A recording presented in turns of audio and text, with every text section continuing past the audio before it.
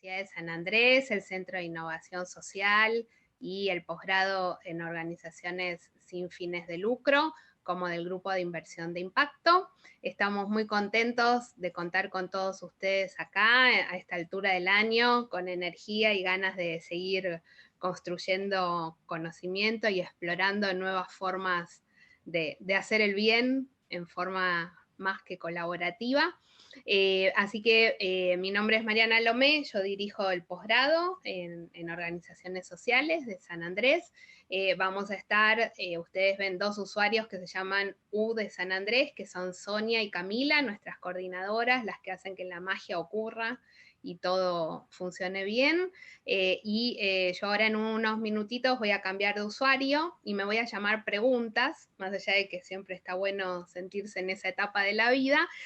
Voy a estar ahí atenta en el chat para que a medida que ustedes vayan escuchando a nuestros expositores y vayan teniendo inquietudes, las puedan ir dejando en mi usuario en preguntas, así las podemos ir coordinando, ¿sí? Y no se las olvidan, ¿sí? Así que dicho esto, un gusto compartir este espacio con ustedes y le paso el timón y la palabra a Gabriel Berger, el director de nuestro Centro de Innovación Social. Adelante, Gabriel. Hola a todos. Un gusto muy grande de estar aquí y poder avanzar con este webinario, el noveno webinar que hacemos este año adaptados a este contexto y nuestra última actividad abierta del año también, con lo cual es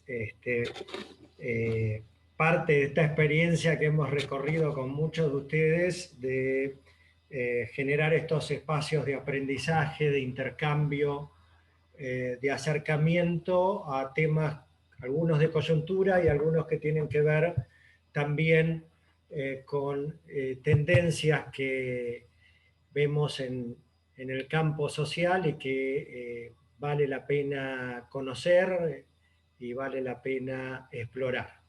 Así que, en primer lugar, quería reconocer el contexto en el cual desarrollamos este webinar y agradecerle a Matías Kelly, que nos acompaña, que fue el que en realidad impulsó, me convocó para trabajar, generar este espacio de reflexión sobre nuevos modelos, nuevos instrumentos de financiamiento para iniciativas de impacto. Y con el grupo de inversión de impacto que integramos con varias organizaciones, algunas aquí presentes y de la que Matías es parte, y también María Laura Tinelli,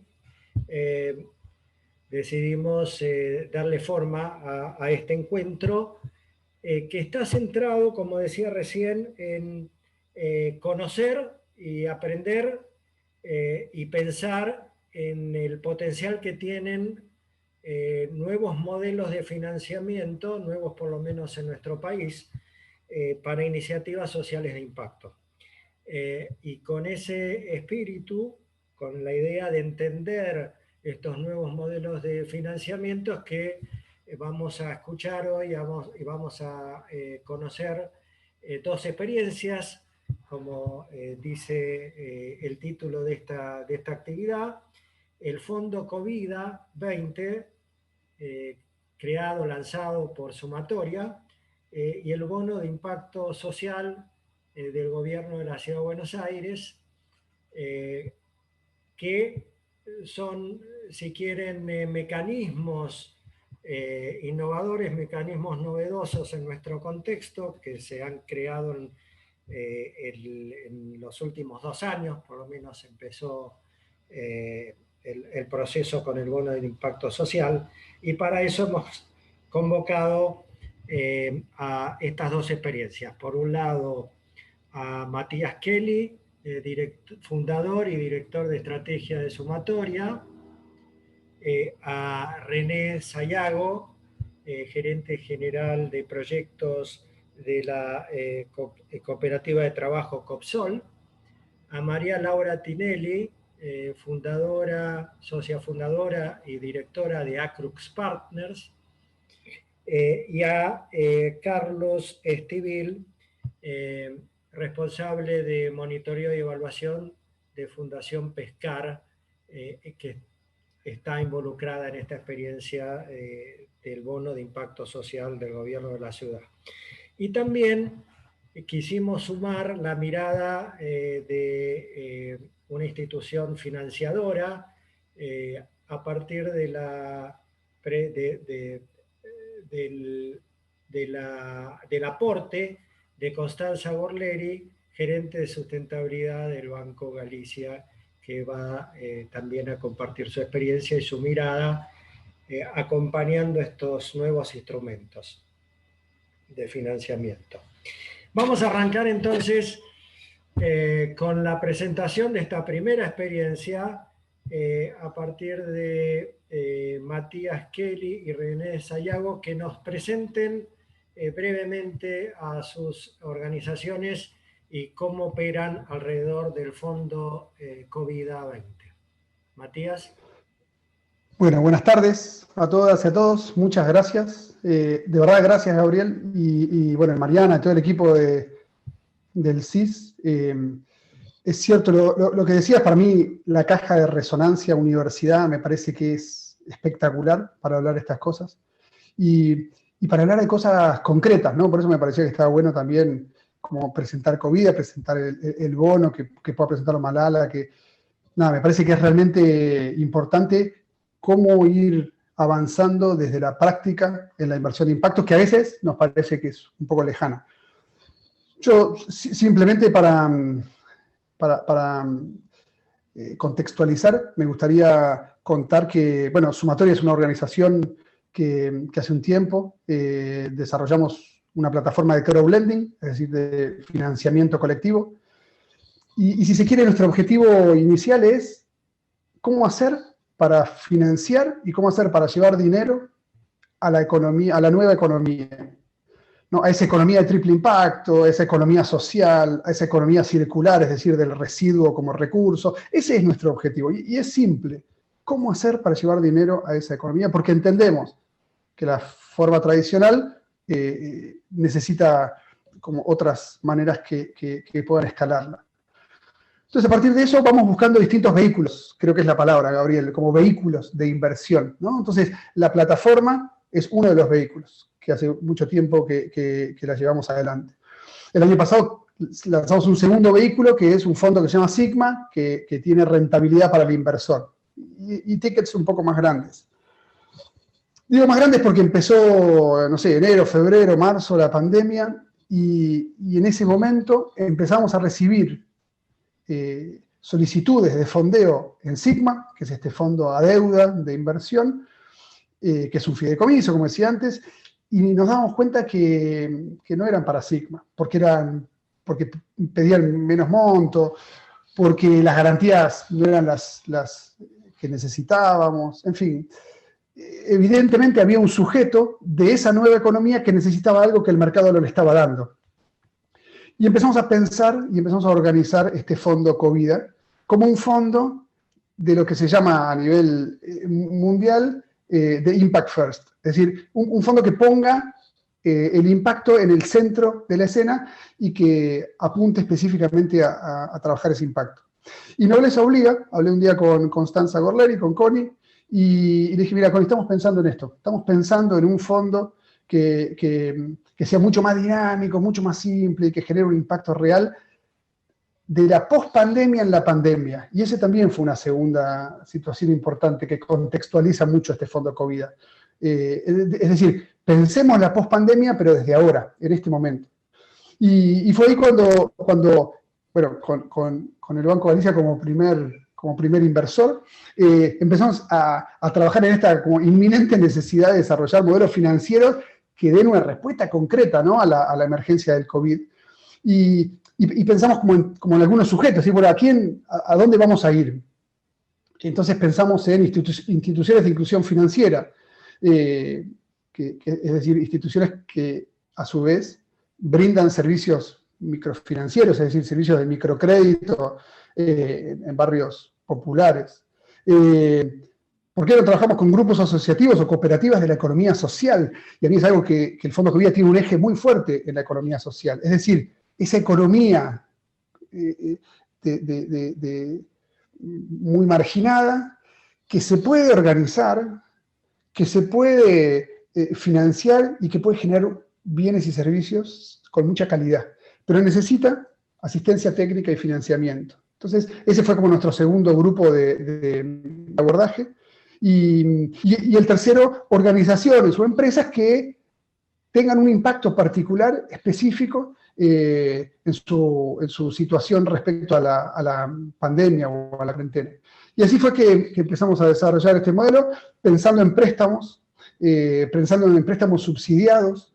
No podíamos salir de nuestra casa, nuestra idea inicial era crear un fideicomiso, pero no podíamos salir de nuestra casa, entonces junto al segundo inversor, que es la Fundación Alimentaris, y a Marval y a Becar Varela, creamos el modelito de donación con cargo, es decir, que quien invierte en Sigma está donándole al fondo, no a sumatoria, al fondo, es decir, sí a sumatoria, pero quiero decir, la plata está específicamente por contrato en ese fondo y el fondo tiene la obligación de prestarla continuamente. Entonces, de esa forma como que respondíamos en una mirada súper estratégica a lo que tiene que ver con la crisis sanitaria, social, económica, a partir de la pandemia. Entonces, ese fue como el objetivo. Creamos una evaluación de impacto muy simple, pero también muy profunda. Creamos una evaluación de riesgo parecida a la que ya teníamos con nuestro otro fondo, pero mucho más orientada a la pertinencia del vehículo. Es decir, ¿es lo que usted necesita, un préstamo, o está necesitando otra cosa? Porque nosotros no somos otra cosa, nosotros somos un préstamo. Un préstamo que tiene un contrato, que tiene un pagaré, es decir, hay un préstamo formal. Creamos una especie de tabla o de relación entre la tasa de interés y ese impacto ponderado por el riesgo, y eso nos permitió entender cuáles iban a ser las brechas. Creamos la propuesta, bueno, armamos un comité de crédito, se desembolsa y eventualmente empezamos a fluir en esa herramienta. Es decir, que la herramienta está bien orientada a la economía social y a la economía de triple impacto. Hoy el crédito promedio está entre 600.000 y 3 millones de pesos. La tasa va del 0% al 29%, esa es la tasa que hoy tenemos. Y trabajamos específicamente a pedido del Banco Galicia, de DirecTV o de Fundación Alimentaris, que son algunos de los inversores, en federalizar y en buscar algunos de los sectores que sentimos que más necesitan en este momento. Así que bueno, esa sería la presentación, como para hacerlo concreto, y quizás me parece que está buenísimo. Conozco a las personas que están en este espacio, en este seminario, y quizás todo esto fue una especie de excusa para que escuchen a René y para que conozcan lo que hace la cooperativa Copsol, que la admiro profundamente, porque me parece que de alguna forma encarna muy claramente el sujeto a quien Covida tiene como destinatario de su inversión. Así que bueno, Gabriel, esa es como la presentación y si querés le damos la palabra a... Antes de presentar a René, para terminar de ubicarnos, el fondo hoy, ¿cuál es el monto que maneja todo el fondo? Hoy tenemos 35 millones de pesos que levantamos de abril, mayo hasta hoy. La intención es cerrar el año en 40, 45 millones de pesos y duplicarlo el año que viene. Ese es el valor que tiene.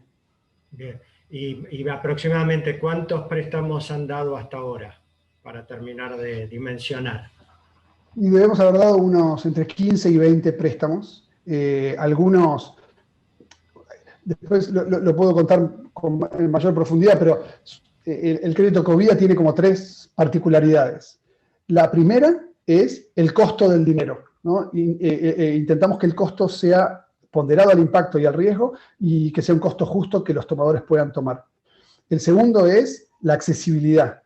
la mayoría o muchos de los sujetos que solicitan un crédito a Covida no tienen capacidad de acceder al sistema financiero tradicional.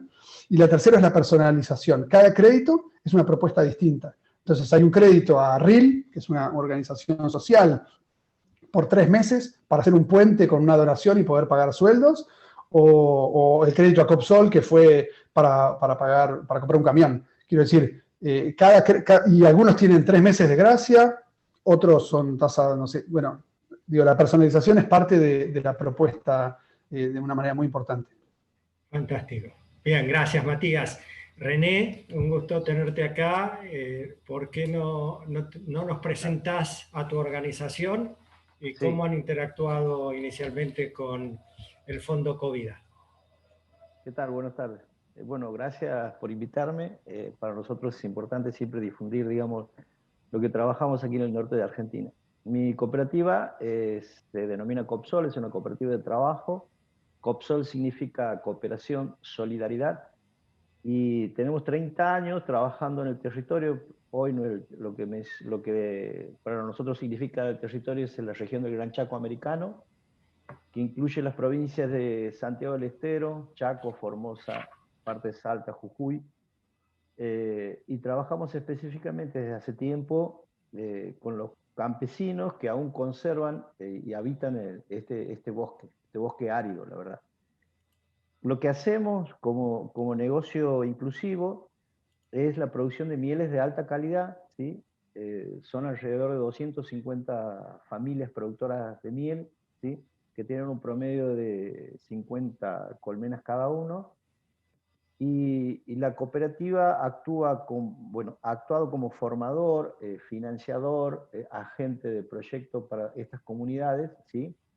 Para contextuar un poco el territorio, Copsol está en la ciudad de Santiago del Estero, más específicamente en la ciudad de La Banda, vecina a Santiago del Estero, y el grupo más lejano que tenemos produciendo este tipo de miel y forma parte de la red, se podría decir, de proveedores de Copsol, está en Sausalito, Chaco, y hay 970 kilómetros hasta esa localidad, ¿sí? Entonces, lo que hacemos es entonces producir esas mieles de alta calidad y acopiamos, las seleccionamos, le agregamos valor, porque son mieles certificadas orgánicas, las separamos de acuerdo a la floración.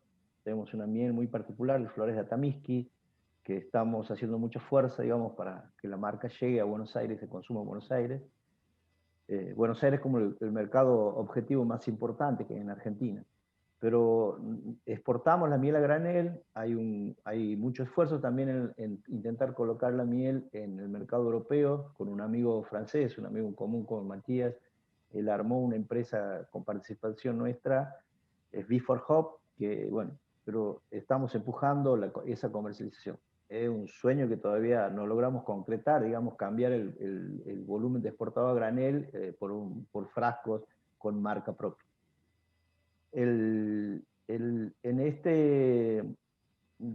La cooperativa tiene un origen católico, hemos sido, digamos, se ha generado con un grupo de jóvenes hace 30 años, y dentro de un contexto de una organización católica, una fundación, la Fundación Casa de la Juventud, a la cual la cooperativa se independizó, digamos, y un poco, digamos, si bien dejó todo el culto católico a partir del 2010, no me acuerdo muy bien el año, lo que conservó de manera muy fuerte son los valores que se inculcó al inicio en la cooperativa, ¿no? Y estos son, digamos, la de que pensar que el desarrollo de la cooperativa no es un desarrollo cerrado, sino es una apertura constante a hacer más grande el negocio, si se puede decir, ¿no? Entonces, nosotros de manera constante estamos impulsando a que aumenten la cantidad de colmenas, se ingresen nuevos grupos, ¿sí? Fortalecer las organizaciones a las cuales pertenecen territorialmente, ¿sí? En el caso que le mencioné de Sausalito hay una cooperativa, ¿sí? Hay 3 cooperativas que forman parte de la red y a la cual ayudamos, digamos, en el fortalecimiento institucional. Copsol y la red están certificados Fairtrade. y a través digamos, de las exigencias del requisito de Fairtrade, nosotros trabajamos mucho la democracia, mucho la cuestión de género, la inclusión de jóvenes, ¿sí? Y veíamos, bueno, y veíamos en este último tiempo, si bien la consolidación de estas 250 familias tienen el beneficio de poder tener sus colmenas y poder tener un producto exportable en Argentina, que no es menor, ¿sí? Hay que contextuar un poco el efecto de la pandemia en este territorio. La mayoría de las producciones campesinas están relacionadas con la venta de sus productos a centros turísticos. Las termas de Río Hondo, por ejemplo, absorbía cerca de 20.000 chivitos, ¿sí? Al clausurarse todo lo que es el movimiento de turistas, esos chivitos no han podido ser vendidos. La leña que vendían a todos esos hoteles y para allá tampoco. El trabajo, ¿para qué decir? El trabajo en todo lo relacionado a esto se perdió. Entonces veíamos que, por un lado, la pandemia estaba teniendo como impactos muy negativos, digamos, no, si bien no hay una falencia alimentaria, pero sí de los recursos necesarios como para mantener, nada, la vida normal de la familia, o sea, de comprar harina, aceite, yerba, ¿sí? Se tiene que tener pesos, ¿no? Veíamos también que desde hace tiempo existen otras producciones, no solamente, si bien la apícola ha sido una llevada como propuesta por parte de Copsol, veíamos que hay otras producciones como las producciones caprinas, esta producción de leña y carbón que mencionábamos, no tenían como asegurado, digamos, su logística, y normalmente, digamos, el productor vecino al productor apícola, porque en realidad la red, si tiene 250 familias en el texto territorio, obviamente en las comunidades de 60, 50 familias, no todas son apícolas. Entonces, como para digamos, incluir y generar otras oportunidades de producción y otros canales de logística y comercialización, nosotros pensamos un proyecto sobre la pospandemia, en el cual consiste en la formación de almacenes de provisión. Nosotros ya veníamos teniendo almacenes de provisión de insumos apícolas, y estos son, hay almacenes en las distintas localidades que tienen cera, que es de uso muy habitual en apicultura, tambores, envases de miel, algunos medicamentos naturales para abejas. Entonces, sumar sobre los liderazgos ya construidos y sobre la confianza construida de 17 años con los productores, sumar almacenes de provisión de alimentos, ¿sí? Que era factible, veíamos, porque manejamos también fondeos de crédito, era factible también entregar alimentos digamos, a crédito, si se quiere. Para esto, digamos, hemos conseguido, digamos, un fondeo, pero no todo el fondeo es suficiente. Sabíamos que teníamos que armar la logística que serviría para proveer estos almacenes, pero también nos ayudaría a generar la base logística para otras producciones y fortalecer, digamos, la logística de la miel. Y es ahí que ya veníamos trabajando, los productores venían trabajando ya con el fondo de Covida en pequeños montos, digamos, para financiar algunos emprendimientos, distintos en muchos casos a la apícola. Es que Copsol hace una propuesta sumatoria y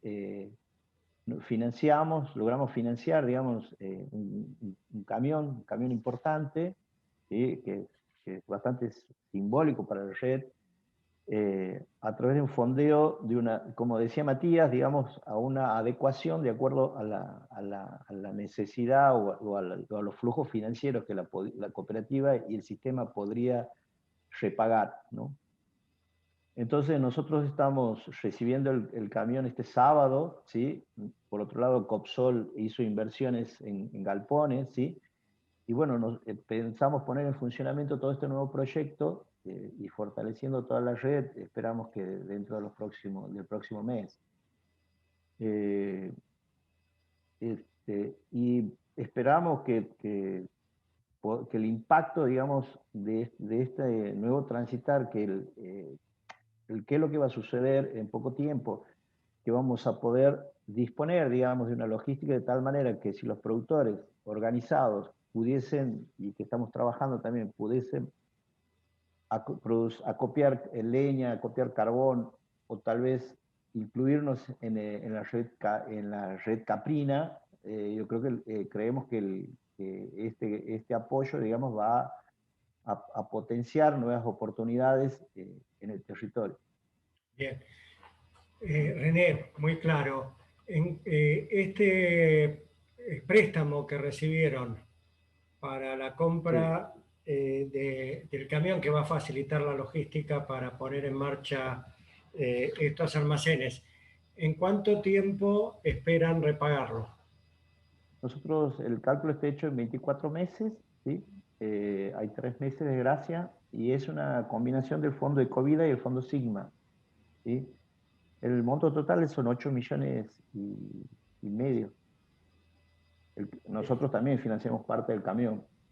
Bien, fantástico, muy claro, muy interesante. Después vamos a volver sobre la experiencia y pensando en estos dos instrumentos, el fondo y el bono de impacto social, y para ubicarnos en este segundo vehículo, instrumento, invito a María Laura Malala para los amigos a que nos introduzca en el bono de impacto social.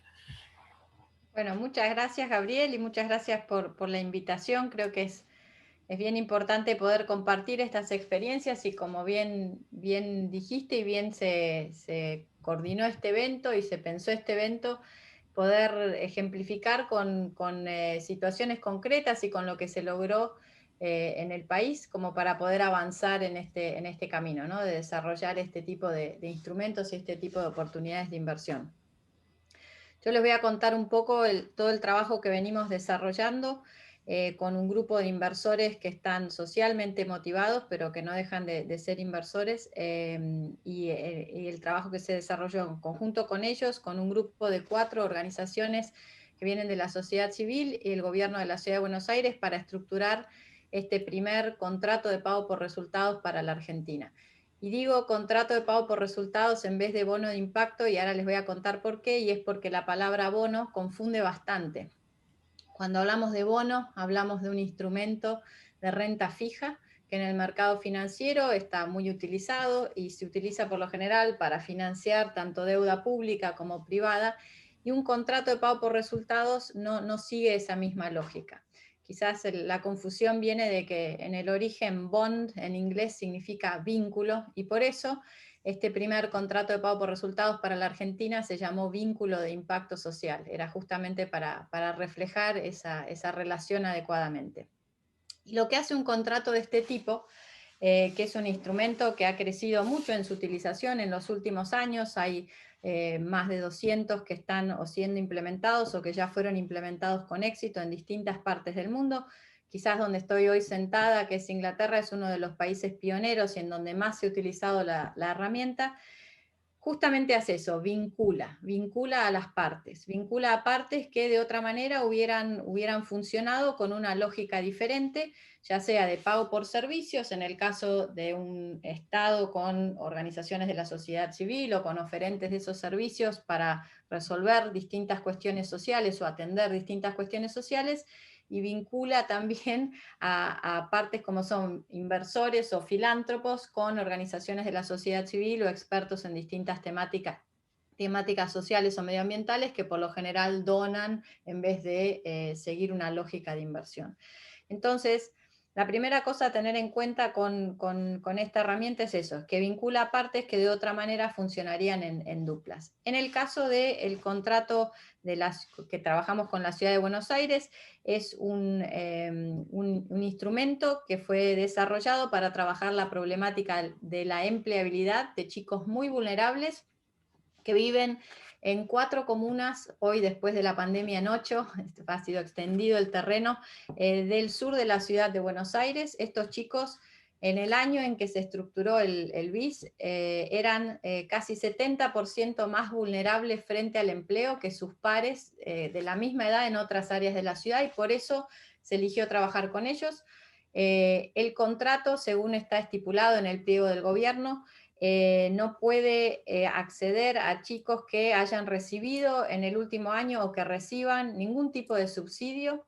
La implementación del trabajo que se hace con los chicos tampoco permite que se les dé ningún tipo de ayuda, ni para pagar transporte, ni para pagar internet en el caso de ahora de la pandemia, ni ningún tipo de incentivo más allá del incentivo de que se van a poder insertar si todo sale bien y si siguen el acompañamiento que se les da a través del programa en el mercado laboral formal. Y entonces, este contrato, en vez de pagar por el servicio específico, va a pagar por resultado. En vez de que el gobierno, que es el único pagador de resultados en el caso del BIS de la Argentina, ¿no? Va a pagar, en vez de por la cantidad de chicos que asisten a programas, tanto de la Fundación Pescar, como de AMIA, como de Forge, como de Residuca, que son las organizaciones que nos acompañan, va a pagar porque el chico entre al empleo formal, permanezca empleado 4 meses o 12 meses. Entonces, ahí es donde hay en primer quiebre de lógica, ¿no? En segundo lugar, la estructura de financiamiento alinea a un grupo de inversores que están socialmente motivados y que en el caso del BIS de Argentina acompañaron la implementación de esta herramienta por primera vez para probar que funcionaba. Y para probar una de las premisas base que tiene un instrumento de este tipo, que es que genera eficiencias en el uso de los recursos públicos. ¿Por qué? Porque en vez de pagar justamente por servicios, paga sí, solo sí, esos resultados se cumplen y paga solo por los resultados positivos. En este caso me permito hacer una salvedad y es mencionar el resultado positivo que está teniendo el BIS, a pesar de que pasó las 7 plagas de Egipto, como decimos entre los que estamos implementándolo. Nació en un momento de gran inestabilidad, tanto macroeconómica como de recambio o de potencial recambio político. Atravesó todo el año 2019, que fue un año de mucha volatilidad, tanto política como macroeconómica, y llegamos al 2020 en donde pensamos, bueno, ahora va a aflojar y vino la pandemia. Entonces, para un instrumento que está trabajando el tema de la empleabilidad de chicos vulnerables, atravesar todo eso y obtener una tasa de éxito del 33.8% en octubre de este año, esto quiere decir una tasa de inserción positiva en empleo formal para este grupo poblacional, es altamente positivo. Aquí podemos ver que la herramienta funciona y ahora les voy a explicar cómo funciona. Como la herramienta trabaja para tratar de lograr esos resultados y alcanzar esos resultados, pivotea e innova constantemente. En vez de que una organización de la sociedad civil reciba un capital como donación, lo ejecute a lo largo del tiempo y brinde un reporte al final del programa, la lógica de funcionamiento de una herramienta de este tipo es que el inversor se comporta como un inversor. Así como en un fondo de inversión, uno al inversor le reporta trimestralmente o mensualmente con KPIs muy específicos acerca de la performance que está teniendo esa inversión. En el caso de la utilización de esta herramienta es lo mismo. Nosotros tenemos al grupo inversor, que está compuesto por Banco Galicia, por el Banco Interamericano de Desarrollo, por la Organización Román, por Banco Ciudad, por IRSA y por un inversor privado. Están alineados bajo la figura de un fideicomiso, y nosotros, como gestor de performance de esta herramienta, reportamos a los inversores de manera mensual y ahí les damos toda la información financiera más toda la información de impacto. ¿Por qué? Porque este es uno de los pocos instrumentos de nicho dentro del universo de la inversión de impacto que ata 100% el retorno financiero al retorno de impacto. Si el chico no queda empleado y no queda empleado por 4 meses y no lo sostiene, o al menos un porcentaje de esos chicos, a 12 meses, ese inversor no recobra. Y ahí es donde la mirada del inversor cambia, de la filantropía más tradicional hacia la filantropía estratégica o la mirada de un inversor, y en donde, al tener esa mirada constante sobre el alcance de resultados, las organizaciones que están implementando tienen que pivotear constantemente para alcanzarlos e innovar al hacerlo. Entonces, ese es como la segunda segundo beneficio. El primero es que genera eficiencias en el gasto público o en el gasto de un filántropo, si el que pagara por los resultados fueran filántropos, Segundo lugar, genera muchísimas eficiencias y muchísima innovación y muchísima agilidad en la implementación, justamente para poder alcanzar los resultados. Y la tercera gran característica que tiene esta herramienta, que la vemos reflejada dentro del BIS, es que rompe la lógica del trabajo en silos. Rompe la lógica del trabajo en silos entre donantes y organizaciones de la sociedad civil, rompe la lógica de trabajo en silos entre distintos departamentos de gobierno que ahora tienen que aprender a trabajar juntos, compartir aprendizajes, empezar a avanzar con una lógica distinta, y rompe también la lógica de muchas fundaciones o muchas organizaciones que hasta ahora donaban, pero que prueban y ensayan esta lógica distinta de alcanzar el mismo impacto que querían ver, ¿no? Un impacto social determinado.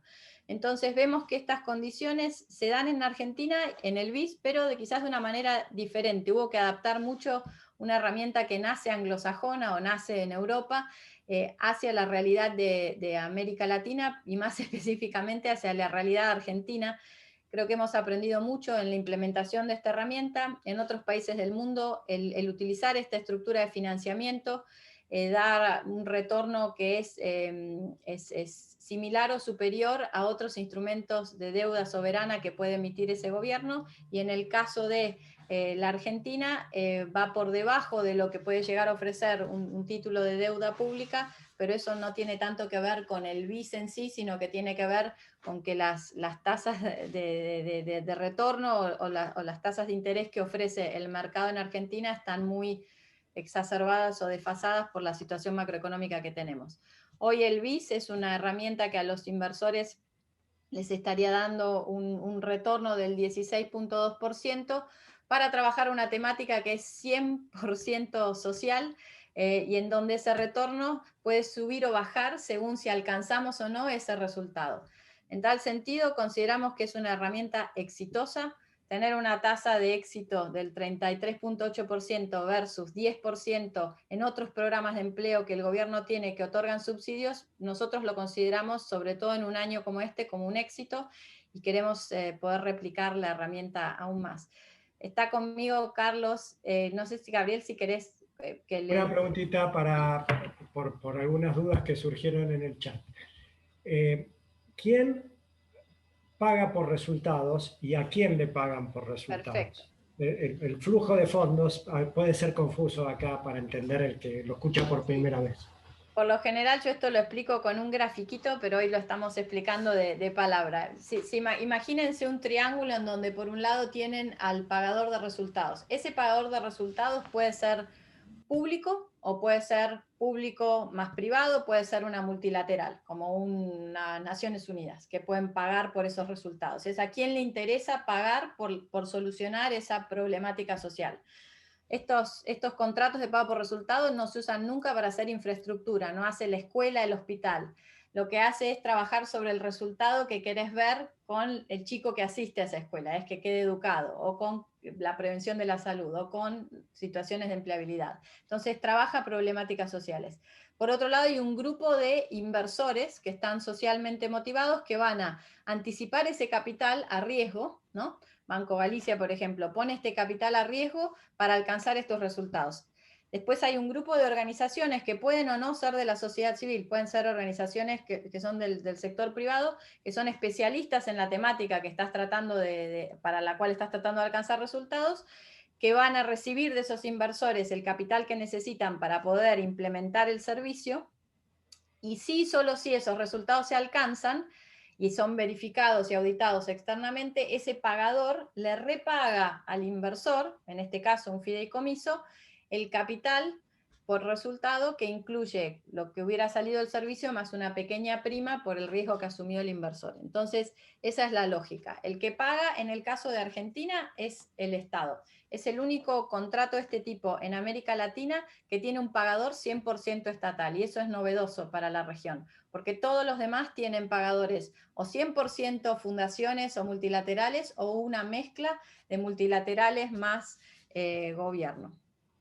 Bien, muchísimas gracias. Bueno, y Carlos Estíbil, de Fundación Pescar, ¿nos contás cómo opera en relación a este instrumento? al vínculo de impacto. A ver, las siglas son B corta, BIS. y Sí. S, BIS. Bueno, gracias por la invitación. En primer lugar, Gabriel, Malala, un disclaimer inicial. Básicamente somos 4 organizaciones proveedoras de este servicio en el marco de los 1000 jóvenes que eran la población objetivo de todo el bono. Estamos nosotros Pescar, esta Fundación Forge, Residuca y AMIA. Hoy me toca estar a mí, pero así que agradezco el espacio.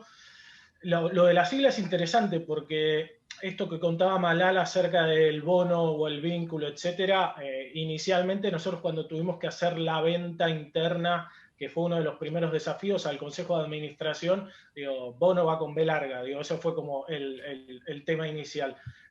Así que en ese sentido, lo que nosotros nos dio la posibilidad de participación en este proceso fue ventajas en diferentes etapas de la implementación. Algunas vienen ligadas a la naturaleza propia de la herramienta y otras tienen que ver con el contenido particular en el cual se basó este bono.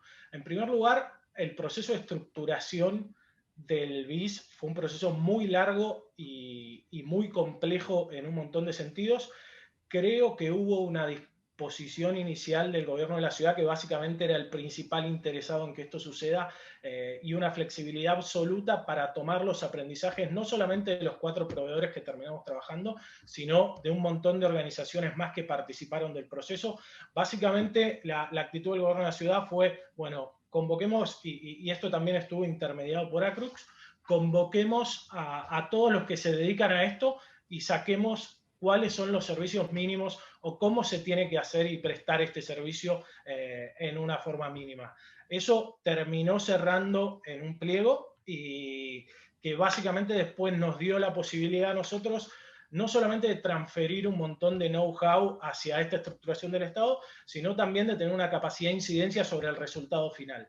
Eso como una parte inicial en relación a la estructuración. Después, desde la fundación, Fundación Pescar, hago un mini resumen. Es una fundación que se dedica a la formación para el empleo de jóvenes de bajos recursos desde el 2003 en Argentina, con un modelo muy particular que básicamente se basa en que los centros de formación funcionan adentro de empresas, de otras compañías. En el marco de la implementación del bono, tuvimos la libertad y la flexibilidad para sumar nuevos socios a un costo enormemente menor del que usualmente tenemos para convocarlos, básicamente porque gran parte de la financiación del proyecto estaba garantizada por el grupo inversor del bono. Entonces, en ese sentido, para nosotros fue una estrategia de escalabilidad que cerró absolutamente por todos lados, en un distrito que también nos permitió poner a prueba nuestra metodología, no porque no trabajáramos antes, pero sí porque no lo hacíamos en forma focalizada, con población residente en barrios populares. El bono tenía como 2 líneas, porque todavía estamos, como 2 líneas muy diferenciadas de beneficiarios, que básicamente los conceptualizaba en términos de vulnerabilidad media y vulnerabilidad extrema. Los jóvenes de vulnerabilidad extrema o residían en barrios populares de la ciudad de Buenos Aires o eran madres adolescentes, básicamente. Entonces, en esa línea, lo que nosotros pudimos poner a prueba es nuestro modelo de trabajo adentro de compañías con jóvenes 100% residentes en barrios populares. Los resultados han sido excelentes. Malala adelantó un poco ese tipo de cuestiones. La verdad es que también generó muchísima sorpresa en las contrapartes del Estado, porque ninguna de las 4 organizaciones hacíamos distinción de trabajo entre un joven que vivía en barrios populares o que vivía en el resto de la ciudad, pero tenía características de vulnerabilidad. Entonces, con este foco especial que quiso poner el gobierno de la ciudad, también se redobló la apuesta y se pudo mostrar resultados con una población que a priori, desde diferentes sectores, había como ciertas dudas o si se quiere, incertidumbres acerca de si esos resultados se iban a conseguir o no. una de las cuestiones que para mí es fundamental de la herramienta es que tiene, en función de que cada resultado genera repago, tiene garantizada la evaluación externa. Digo, todos los que estamos acá sabemos lo difícil que es generar fondos para evaluación en Argentina y sobre todo en el sector social. Entonces, tener garantizada por la misma herramienta la posibilidad de recibir una evaluación externa sobre los resultados que se consiguen, sumándole que somos 4 proveedores y que también podemos poner en tensión las diferentes metodologías en términos del logro de esos resultados, es una gran bondad de esta herramienta. Y como última, sí me parece mencionar, y está Constanza y me parece que hay alguien más del grupo inversor, la confianza y la relación y la construcción de relaciones de confianza nuevas. Básicamente, un bono o un vínculo de impacto social requiere que nosotros, los proveedores, en este caso, nos pongamos muy al hombro el logro de los resultados para devolver la confianza que el grupo inversor tuvo en nosotros al momento de seleccionarnos para implementar esta propuesta, y me parece que es una de las cuestiones fundamentales a la hora de evaluar el éxito que tuvo la implementación y que está teniendo la implementación. Así que, o sea, después sigo, pero básicamente para hacerlo cortito. Muchas gracias, Carlos. Una pregunta para que entendamos el mecanismo. Desde el lado de la ONG, o de las 4 organizaciones sociales involucradas en la implementación, ¿hay algún riesgo o algún incentivo económico ligado al cumplimiento de estos resultados contratados? Bien, riesgos miles. Digo, hay un gran riesgo reputacional en términos de que nosotros no podamos conseguir, el primero de los riesgos es no poder conseguir los resultados a los cuales nos comprometimos con el grupo inversor. Digo, pues eso es un riesgo de reputación directo que por ahí no trasciende las fronteras de la implementación del vínculo de impacto social, pero que sí tiene que ver con la imagen y con la imagen que proyecta cada una de las organizaciones. Creo que ese era el gran riesgo, por H o por B, no poder cumplir con lo que al grupo inversor le sirve para tener ese retorno o al menos recuperar la inversión. Ese era el gran primer riesgo. Ahora, en términos financieros para la organización, nosotros teníamos garantizado por el grupo inversor el financiamiento de nuestros costos. Digo, nosotros presentamos un presupuesto inicial, se negoció, se aprobó y en función de eso se generan los desembolsos para desarrollar nuestras tareas operativas. Entonces, en ese sentido no teníamos ningún riesgo, y en cuanto a incentivos, más allá de los institucionales y obviamente más allá de los sociales y de la naturaleza propia de nuestras organizaciones, que es generar los resultados y contribuir a la empleabilidad juvenil, sí hay un apéndice de resultados extraordinarios sobre los cuales participaríamos en caso de que se lleguen a cobrar esos resultados extraordinarios. Hago una explicación muy cortita para que se entienda. El bono paga por 5, el vínculo, perdón, paga por 5 tipos de resultados. Paga por terminalidad escolar de los beneficiarios, paga por inserción laboral, por sostenimiento a 4 meses, y esos son los resultados ordinarios, esos 3, digo, terminalidad escolar, inserción y sostenimiento a 4 meses. Adicionalmente hay 2 resultados más o 2 métricas más que se pagan, que es sostenimiento a 12 meses de desempleo y ampliación del mercado, que básicamente tiene que ver con la generación de una distribución que no concentre más del 10% de los insertados en las mismas compañías. Entonces, básicamente, se supone que a partir de las acciones de intermediación laboral de los proveedores, del grupo inversor y del grupo de gestión, sumamos más empresas que contratan jóvenes vulnerables. Para lograr esos extraordinarios, de los cuales sí participamos los proveedores, necesitamos llegar a determinada cantidad de resultados ordinarios conseguidos. Y básicamente de los extraordinarios sí participamos, del resto va todo al repago de esos fondos permanentes de costeo de operaciones que fue desembolsando el grupo inversor. Muy claro, Carlos, muchas gracias. Ahí agrego una cosita, y es que el tema de se comparten los resultados extraordinarios positivos, pero no hay una penalidad financiera en cuanto al financiamiento de las organizaciones. No en todos los contratos de este tipo es así, en otros y en cuando las organizaciones se considera tienen como más espalda que lo que es la situación en Argentina, por lo general comparten como la ganancia, pero también el no alcance de resultados, o sea, comparten la ganancia y la pérdida. No se podría aplicar así en Argentina de momento, pero en muchos otros es así, comparten las dos cosas. Muchas gracias.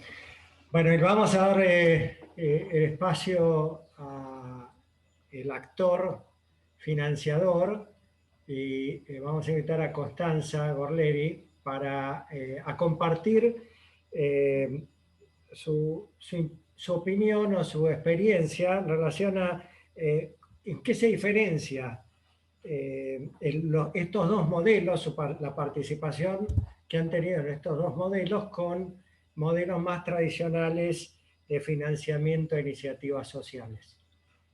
Bueno, buenísimo, muchas gracias. Yo lo primero que quiero decir es que estoy chocha de estar acá porque justo son dos iniciativas con las que estoy institucionalmente comprometida, por supuesto, pero también emocionalmente, porque venimos trabajando tanto para que las cosas pasen y nos reunimos tantas veces, y además es un placer juntarnos con equipos que piensan de manera disruptiva, que bueno, nada, uniste dos puntas buenísimas, es como un muy buen cierre de año. Yo te diría que debe ser el mejor de la UDESA.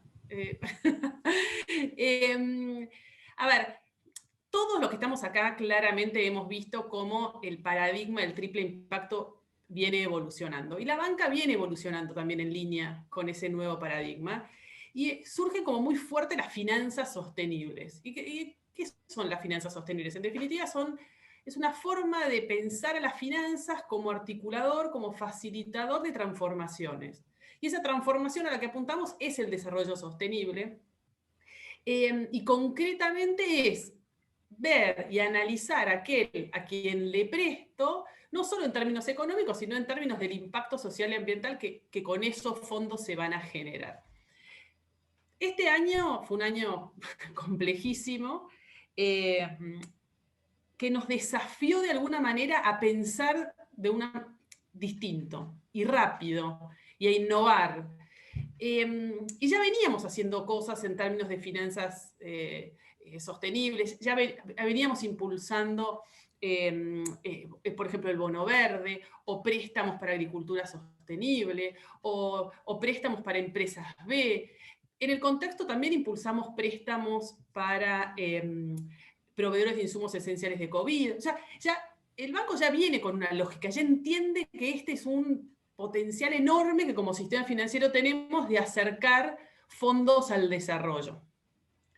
Pero faltaba una vuelta de tuerca más, algo distinto, algo más innovador, que nos permitiera de una manera como muy potente, muy concreta y muy real, generar cambios desde una lógica, si querés, más desde salir de esa filantropía tradicional para meternos en una lógica más de inversión de impacto. Y entonces ahí es donde pivoteamos con estas iniciativas. En el caso del Fondo Covida, ¿qué pasó? Pasó que la primer gran ola de financiamiento, dado el contexto, fue para mejoras de hospitales, fue para insumos para los médicos, para los bomberos. O sea, se destinó muchísima plata ahí. Otra pata también urgente, que va a ser urgente, y es una Argentina muy difícil la que se viene, tiene que ver con la pata de alimentación, y pusimos muchos fondos ahí. Pero mientras que eso sucedía, y mientras que esa contingencia veníamos atravesando, pensamos cómo hacer para cambiar esta lógica, cómo hacemos para empezar a reconstruir un tejido de economía social que quedó absolutamente paralizada, ¿no? Entonces ahí es donde surgen esas conversaciones, de decir, bueno, ¿qué podemos hacer distinto? ¿Qué podemos hacer mejor? ¿Qué podemos hacer que apalanque una mirada de empleabilidad, de autoempleo, de desarrollo, que saque de esta sensación de parálisis a emprendedores con un enorme potencial, pero sin recursos para hacer exitosos los proyectos que se propusieron? Y ahí es donde nos concentramos mucho en Covida en este primer año, y vamos a seguir con fuerza el año que viene también, porque creemos que es un camino muy poderoso. Y también veníamos empujando el fondo, el BIS, que podemos llamarlo BIS con P larga, BIS con P corta. Lo importante es este modelo de pago por resultados, que nos permite responder o nos hizo hacernos dos preguntas que hoy estamos viendo cómo las respondemos, ¿no? Y una es si podía ser más eficiente el Estado a la hora de administrar los recursos y los programas, y de empleabilidad. De vuelta a esta lógica del empleo, de generar iniciativas que apuntalen la generación de ingresos para las familias, ¿no? Salir de la lógica de la asistencia coyuntural para ir hacia un modelo en donde el trabajo y la producción estén en el centro de la conversación. Y atravesamos, como dijo Malala, las 7 plagas de Egipto, pero nos permite también contestar y ver si la siguiente pregunta que nos hicimos, ¿no? Que la primera tiene que ver con el nuevo modelo, con la eficiencia, con ayudar con herramientas distintas, a ver si podía el Estado ser más eficiente. La otra pregunta tenía que ver con nosotros. ¿Podemos invertir distinto? En vez de generar donaciones clásicas, en donde hacemos una evaluación finalizado el periodo en el que esos fondos se asignaron a las organizaciones sociales, y hacer un muy buen informe y conseguir indicadores que son valiosos, ¿no? Podemos generar eso mismo, pero con un modelo en el que tengamos retorno de esa inversión que nos permita seguir apuntalando nuevos proyectos. Porque si eso es así, incluso no siendo una verdadera inversión de impacto, una inversión de impacto en todo sentido, que en otros países sí ha funcionado, y yo creo que en los siguientes BIS seguramente, y con contextos un poco más estables, funcionen mejor. Ya funciona la lógica, y ya funciona el modelo, y ya funciona el hecho de que pensamos distinto, pensamos en una nueva forma, y pensamos en que ese retorno, aunque sea poco, aunque no nos genere una rentabilidad mayor de la inversión que hicimos inicialmente, ya es un montón para seguir proponiendo y para seguir invirtiendo en otras iniciativas. Entonces, creo que son dos herramientas súper poderosas. Estamos muy entusiasmados. Apuntalan en una estrategia que es muy core a la organización, que es promover las finanzas sostenibles en la Argentina, y que también nos invita a animarnos a los pilotos, ¿no? Cuando uno se mete en una estrategia nueva, tal vez hay que aprender del error, y bueno, nosotros venimos aprendiendo de un montón de situaciones. Pero lo importante es animarse, porque seguramente Covida en el 2021 va a ser mucho más eficiente, el segundo bono de impacto va a ser mucho más rentable, y así vamos a haber ayudado a apalancar un nuevo modelo de inversiones en Argentina. Gracias, Connie. Voy a volver sobre Matías y sobre Malala con algunas preguntas que estamos recibiendo ya de la audiencia para aclarar, para resolver algunas dudas ligadas al instrumento, a los dos instrumentos. Una pregunta para el Fondo Covida es ¿qué tipo de proyectos han financiado hasta ahora, además de proyectos de la economía social como el de René, donde están financiando una herramienta para la logística de la iniciativa? Y luego para Malala, también ligado al instrumento, es cómo se definió ese 33% de expectativas y cómo se define en general ese resultado a alcanzar, que digamos es el estructurador de todo el mecanismo de repago, ¿sí? Matías. Gracias. Bueno, una de las cosas que pensaba recién cuando hablaban era que Sumatoria plantea un ecosistema de servicios financieros, ¿no? De servicios financieros sociales. Y lo que queremos es como armar instrumentos puros. Entonces, el Fondo Covida es un fondo de Impact First, es decir, es un fondo que de lejos parece un fondo, y cuando te acercás vas viendo más filantropía, pero hay una lógica de fondo, hay una lógica de préstamo y de devolución. El préstamo Sigma es un préstamo que genera rentabilidad para el inversor. el crowdlending o la plataforma permite que el inversor pueda prestar y recibir una tasa de interés de una manera fluida y simple. Respecto a los proyectos, voy a poner algunos, tengo acá un listadito, así que voy a poner algunos. Por ejemplo, Creando Conciencia, es una cooperativa de reciclado que hace foco en la economía circular, que recolectan residuos en Tigre y esos residuos los separan, los procesan, es decir, los muelen, y después los inyectan y hacen reglas, o no sé, o transportadores. Lo que no tenían era una extrusora, que es una máquina que permite hacer pellets, materia prima con el plástico. Y nosotros le prestamos el dinero para hacer una extrusora. Y de esa forma completar la cadena de basura que tira una persona en Tigre a un transportador de plástico que se produce con el mismo plástico reciclado. Enredo es una cooperativa de trabajo que hace textil y necesitaba fondeo porque tenía una orden de compra de la ciudad de Buenos Aires y necesitaba fondeo por 4 meses para poder desarrollar esa orden de compra como compra inclusiva. Sabe la Tierra, necesitaba, al principio de la pandemia, estaban haciendo una transición hacia la virtualidad en su proceso de ferias y necesitaban un monto para poder desarrollar su virtualidad en la comercialización.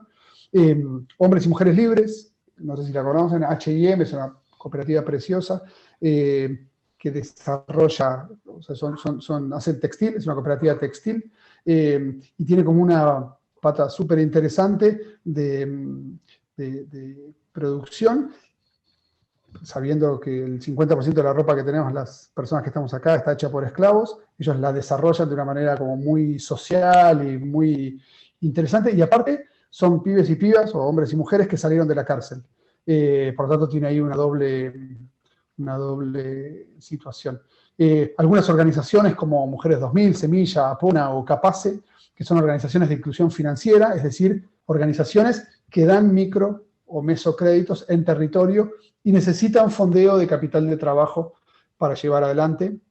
Y por último, la cooperativa o la organización, la UTT, que es una organización que acompaña a productores agroecológicos, familias, como la familia de una chica que se me viene a la cabeza en La Plata, que ella, su mamá y su hija trabajan en la quintita, y que cuando viene el camión de lechuga, le compra la lechuga y le paga el precio que quiere y se lo paga cuando quiere.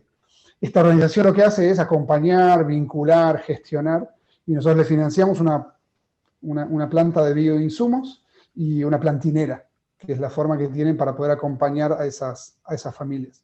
Y una cosa que quería decir, que no lo dijo René, pero lo voy a decir muy rápido, Gabriel, te prometo. Muchos de nosotros, que los estoy viendo acá, no sé, mucha de la gente que está acá, Javi, Mercedes, mucha Mariana, nos conocemos, está Mary Esquivel, y conocemos proyectos con impacto social, ¿no? Muchos de nosotros conocemos proyectos con impacto ambiental. Estamos frente a un proyecto que es social, como Copsol, pero que aparte es ambiental. Es decir, en ese bosque, en ese monte santiagueño, que las familias cocinan para hacer carbón, literalmente, y que les hace mal a la salud y que ganan 2 mangos y que aparte destruyen el bosque nativo, ellos ponen colenas. Es decir, que ese bosque que se está destruyendo es resiliente, sale una florcita de Atamishki para producir una miel orgánica y monofloral, que la vendemos en París. Digo, eso es al servicio de lo que se pone sumatoria. Esa es a la economía que queremos acompañar. Gracias. Malala, en esta estructuración de estos instrumentos, ¿cómo se fija la tasa de resultado a alcanzar? Perfecto. Creo que ahí en la pregunta había una confusión. No es que la tasa se fijó en 33.8%. Esa es la tasa de éxito que alcanzamos hoy en el mes de octubre 2020, mitad de la pandemia.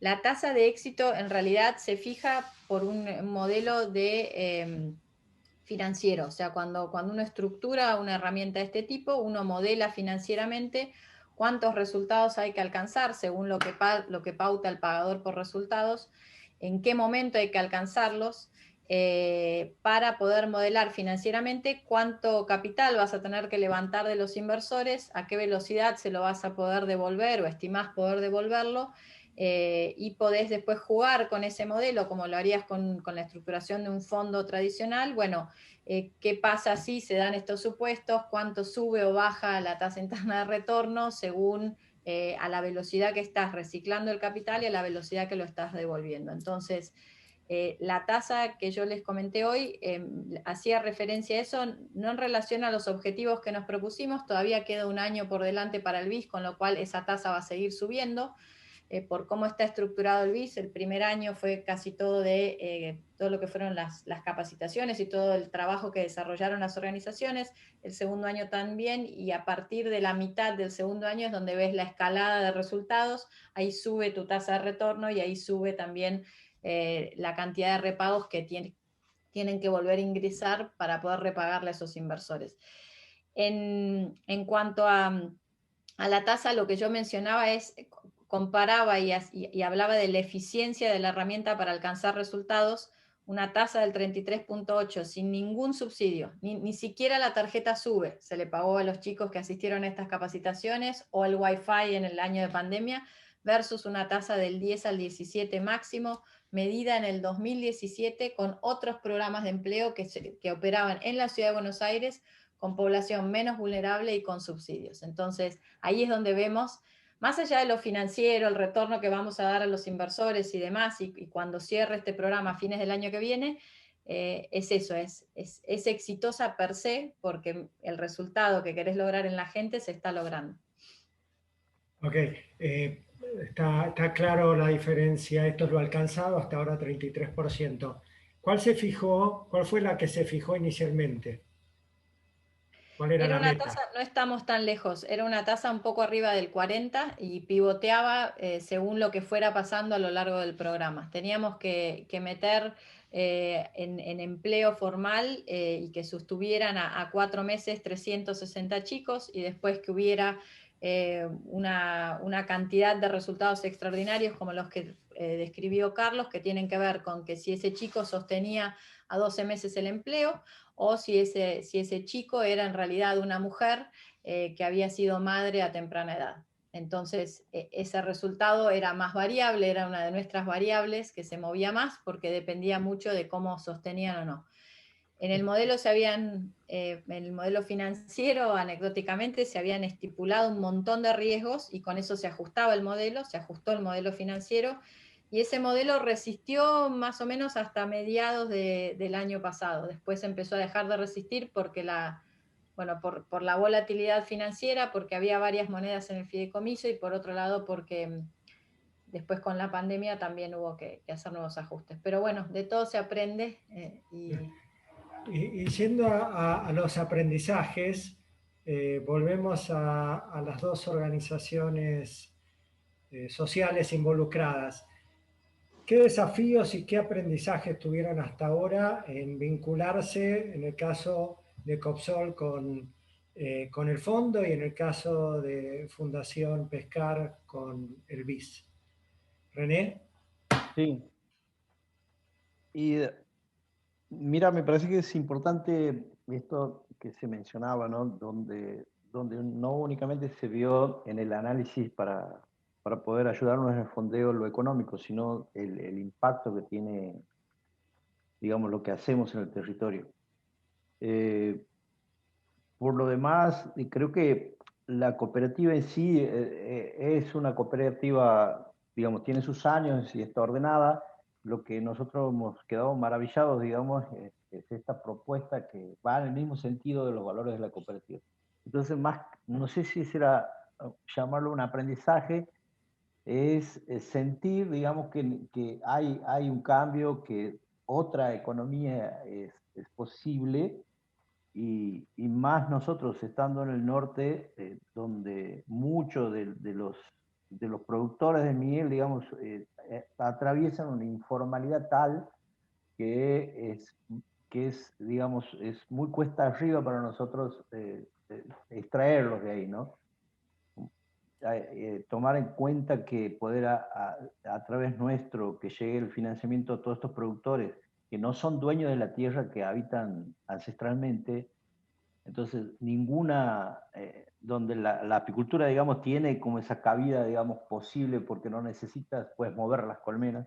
Entonces nos parece que es como impactante que podamos encontrar en el camino, en la historia de la cooperativa, este tipo de fondeo, ¿no? Buenísimo. Para ustedes, Carlos.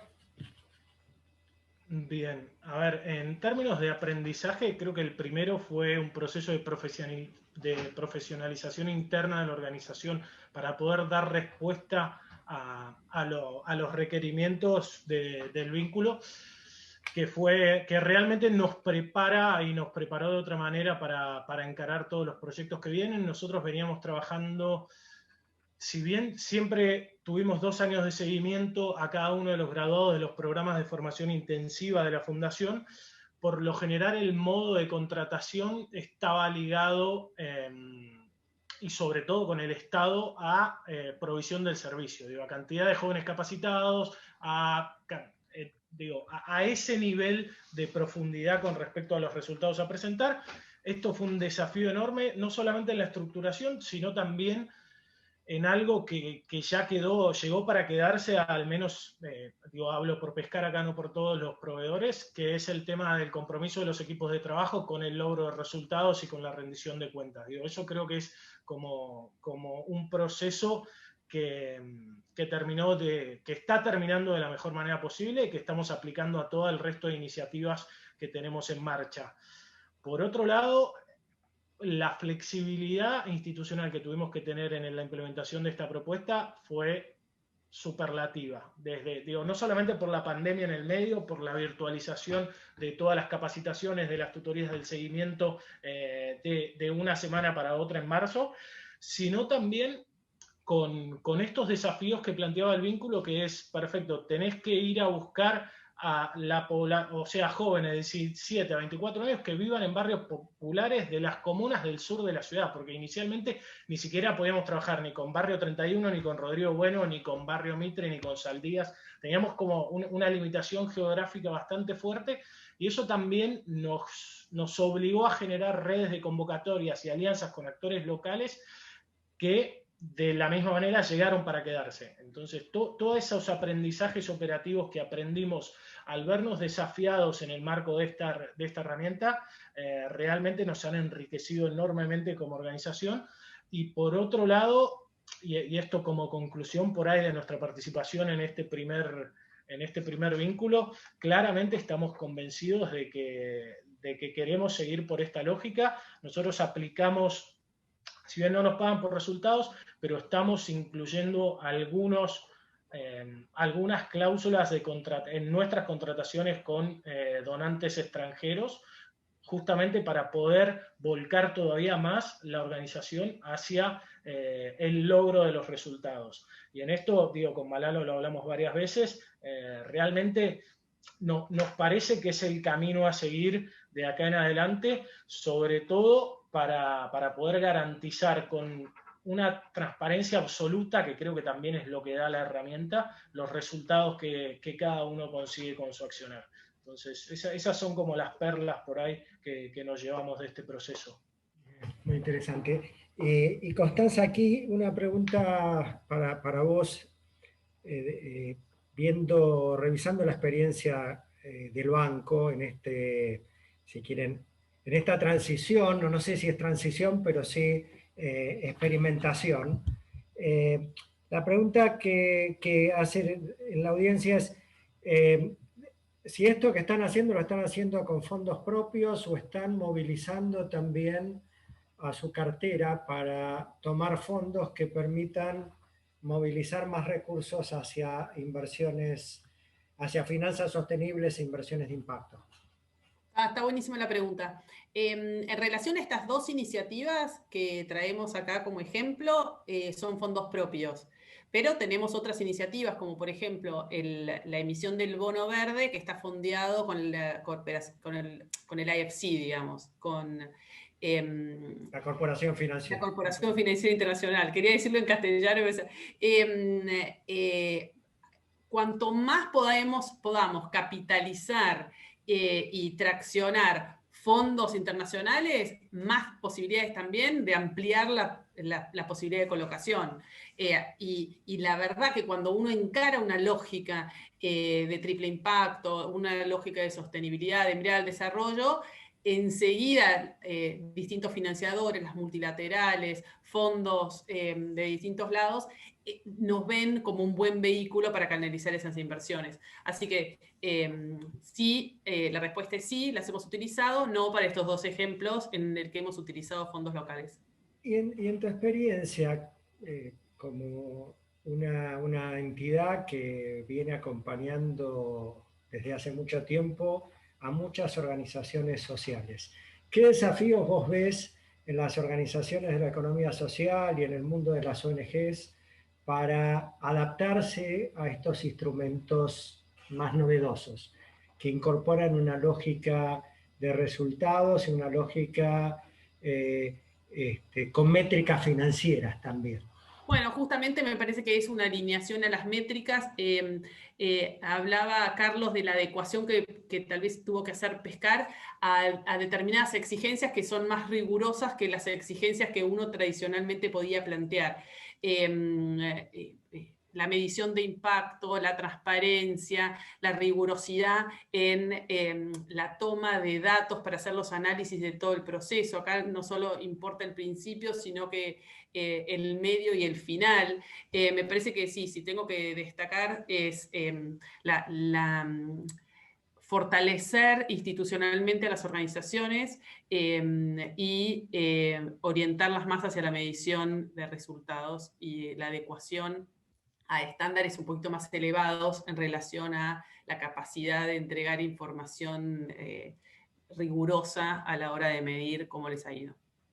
Y en el resto del banco, ¿cómo ves el interés por estos instrumentos? ¿Es algo que te permite entusiasmar a otras áreas del banco para movilizar fondos? Bueno, yo soy muy resiliente y no me doy por vencida y a lo largo del tiempo he ido convenciendo cada vez más. Por supuesto, siempre están de los dos universos. Está los que intuitiva y naturalmente están más convencidos y aquellos a los que uno va convenciendo a la hora de mostrarle el resultado y de que esto vale la pena. Te diría que sí, que el entusiasmo es cada vez mayor. De hecho, dentro de la estrategia de negocio del banco tenemos un indicador que lo que quiere es ir evolucionando hacia la medición del porcentaje de cartera verde que tenemos en Banco Galicia. Y esto es algo bastante excepcional. ¿Cómo vamos a ir aumentando nuestro porcentaje de cartera verde o de cartera sostenible a lo largo del tiempo? Así que te diría que si bien hay, tal vez no detractores, pero aquellos que son un poco más incrédulos del poder transformacional que esto genera, hoy te diría que la organización a muy alto nivel está muy consustanciada con esta agenda y la empuja muy proactivamente. Y yendo a los articuladores, ¿no? En este caso, tanto Acrux Partners como Sumatoria, de alguna forma actúan como articuladores y organizadores de este ecosistema, ¿no? ¿Qué desafíos ven ustedes y qué perspectivas ven ustedes para el desarrollo de estos nuevos instrumentos y vehículos de financiamiento para iniciativas sociales de impacto? Malala, ¿querés arrancar vos? Buenísimo, muchas gracias. El rol del intermediario, del articulador, es fundamental para desarrollar no solo instrumentos como los contratos de pago por resultados, sino un fondo de inversión como el de Sumatoria y Sigma, etcétera. Es fundamental porque es lo que alinea las partes. A veces parece como, bueno, ¿y por qué tenés que tener al gestor de performance metido en el medio? Y es porque si no, todo este trabajo lo tendrían que estar haciendo los inversores o lo tendrían que estar brindando las organizaciones y eso los corre de su rol y los corre también del foco en donde tienen que poner el esfuerzo y el expertise. Entonces, eso decirlo por un lado y ver también que en los mercados más desarrollados para este tipo de inversiones, la mayor inversión en el arranque de esos mercados fue en ese sector, fue en el sector intermediario, y eso catalizó todo lo demás. Dicho esto, digo, ¿cuál es el futuro para los contratos de pago por resultados?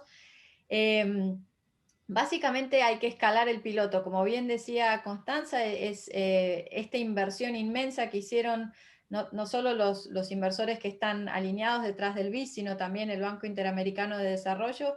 Hay que poder ahora capitalizarla para la Argentina. Y para eso, y con colegas de toda la región, creamos una red que se llama la Red Latinoamericana de Pago por Resultados, que lo que hace es estudiar cómo se tiene que adaptar esta herramienta para poder utilizarla en el contexto latinoamericano. Y en base a eso, diseñar como modelos que sean más eficientes, ¿no? Y que aprendan de toda la riqueza que arroja la implementación de estos contratos. En esa línea, desde Acrux estamos lanzando a mercado este año, es una propuesta para armar un fondo de pago por resultados. En vez de un contrato es un fondo. Ese fondo de pago por resultados va a tener distintas capas de capital. Una capa va a provenir del sector multilateral, de los organismos internacionales. Otra capa va a provenir de las fundaciones que quedaron privadas de poder invertir en el BIS por una cuestión de un artículo de la ley de ganancias que no se pudo remover, y entonces eso las exime de poder participar como inversoras, cuando sería lo natural que fueran ellas las que fueran los primeros inversores en este tipo de instrumentos.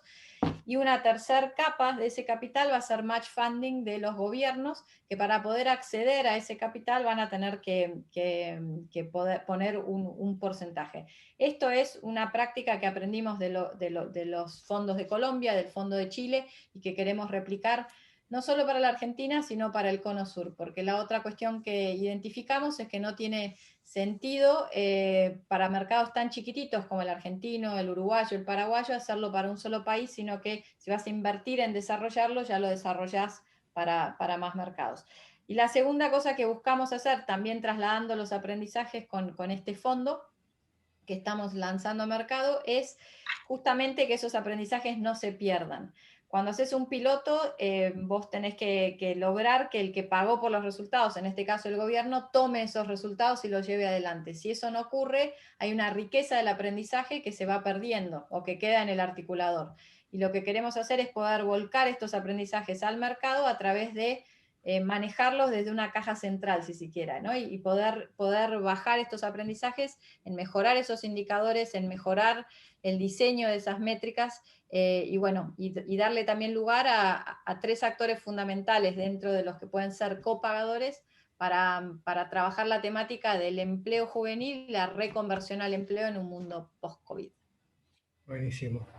Y Matías, ¿qué perspectivas ves para el desarrollo de estos instrumentos innovadores, diferentes?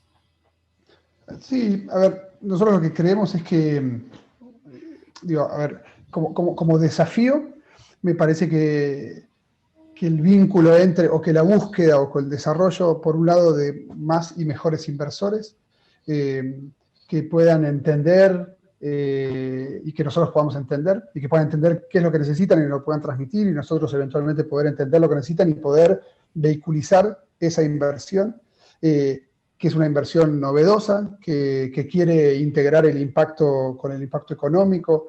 Entonces, me parece que una como necesidad muy fuerte va a ser entender más y mejor a los inversores y poder acompañarlos en su proceso de inversión de impacto. Hay mucha intencionalidad de inversión de impacto, pero si no creamos los diversos vehículos, la cosa queda como en una situación medio en la nebulosa. Entonces, me parece que esa es una primera cuestión.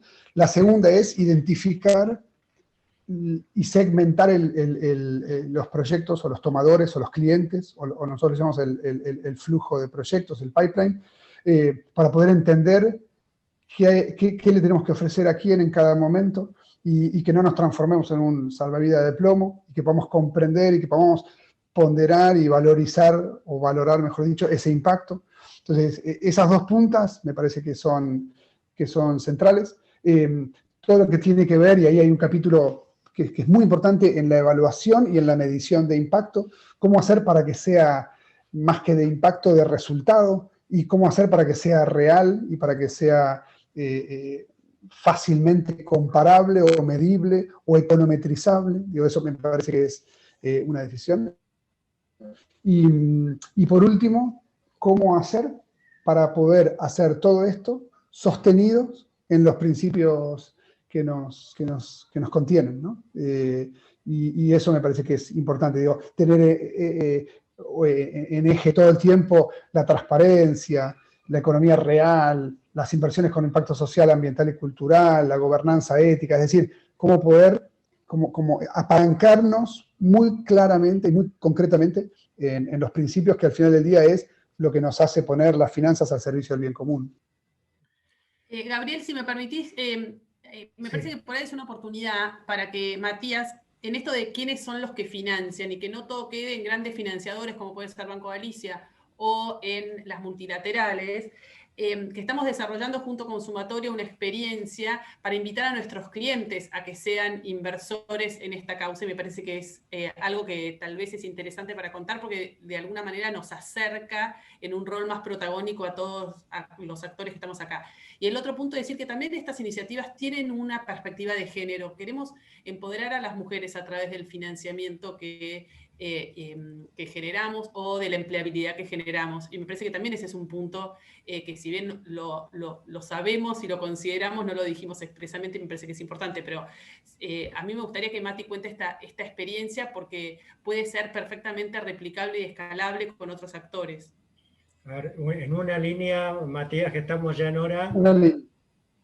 Perfecto, creamos con el banco una plataforma específica como customizada para que una persona, un cliente del banco que es cliente de la plataforma del Banco Galicia, se le ofrezca y se le diga, ¿no querés invertir dinero con impacto socioambiental? ¿No querés invertir algo de tu dinero, un ticket chiquito, 5, 10, 20 mil pesos en esta plataforma, que te va a dar una renta, que te va a devolver el dinero y que vas a generar un impacto social específico y real? Entonces lo lleva a nuestra plataforma de crowdlending y le presenta las opciones para poder invertir. Y eso es así de simple. Y es espectacular porque, como plantea Connie, es eso, es como corrernos de los inversores tradicionales y ir a ofrecerle a cualquier cliente del banco la posibilidad de invertir su saldo, su dinero o lo que quiera en economía real con impacto socioambiental positivo. Fantástico. Una línea. Para cerrar, 2 o 3 comentarios finales.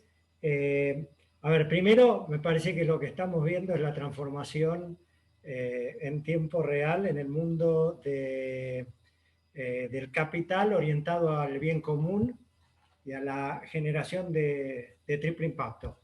Y estamos viendo cómo esto impone desafíos a las organizaciones de la sociedad civil que tienen que comprender esta nueva lógica y tienen que ver la oportunidad de acceder a nuevos flujos a partir de poder adaptarse en algunas de sus iniciativas a estas nuevas expectativas en el campo del financiamiento. Segundo, el potencial que tienen estos instrumentos para acercar e interesar a nuevos actores. Esto que contaba Constanza, no es una... Yo a veces me encuentro con la disyuntiva y escucho la lógica de, bueno, ahora cambia. No, ahora se amplía la torta con estos nuevos instrumentos. No es que los que hacían filantropía dejan de hacerlo, sino que ahora algunos fondos se van a orientar en esta dirección y aparecen más jugadores que empiezan a ver cómo lo que ellos traen puede ser útil también en el campo social y cómo a partir de incorporar su lógica y su lenguaje y su modo de actuación en el sector social se sienten convocados y se puede generar este círculo virtuoso de interacción y de trabajo conjunto. Por otro lado, me parece que también vale la pena reconocer que ha habido organizaciones pioneras en este campo. Recuerdo los 2 primeros fideicomisos que se armaron, los 2 primeros instrumentos financieros que se armaron en nuestro país, uno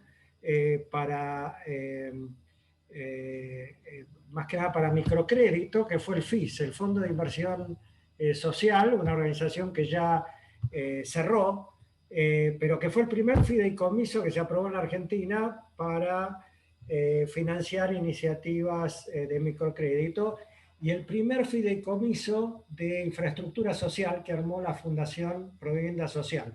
Entonces, ha habido organizaciones pioneras en empezar a trabajar con instrumentos del mundo financiero para movilizar recursos con impacto social.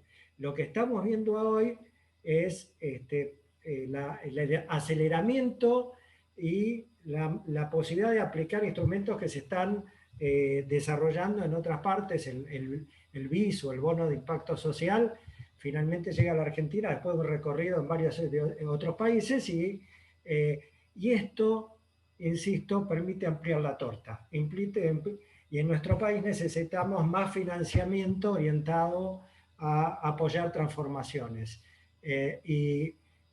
Parte del desarrollo del ecosistema es, en el mundo de las organizaciones, entender esta lógica. Parte del desarrollo implica entender el rol que tienen las organizaciones intermediarias y articuladoras, un actor indispensable para facilitar estos esfuerzos, cosa que antes no teníamos, y necesitamos más de estas organizaciones que ayuden a generar estos diálogos, a facilitar las transacciones, a movilizar actores y a construir capital social para movilizar y generar este impacto que estamos buscando. Bueno, quiero cerrar agradeciendo a Matías, a Sumatoria, a Malala de Acrux Partners, que siempre nos apoya y nos acompaña y facilita el intercambio con otras experiencias internacionales, a Constanza, como siempre, acompañándonos en distintas iniciativas, y a tanto René como Carlos, de dos organizaciones del mundo social que se animaron a recorrer este camino desafiante de incursionar en el trabajo alrededor de estos nuevos instrumentos. Gracias a todos y esperamos seguir aprendiendo y contribuyendo entre todos a ampliar las oportunidades de inclusión y de impacto social y ambiental en nuestro país. Hasta pronto. Muchas gracias. Hasta luego. Gracias. Gracias. Felices fiestas a los que no nos veamos. Gracias, Gabriel.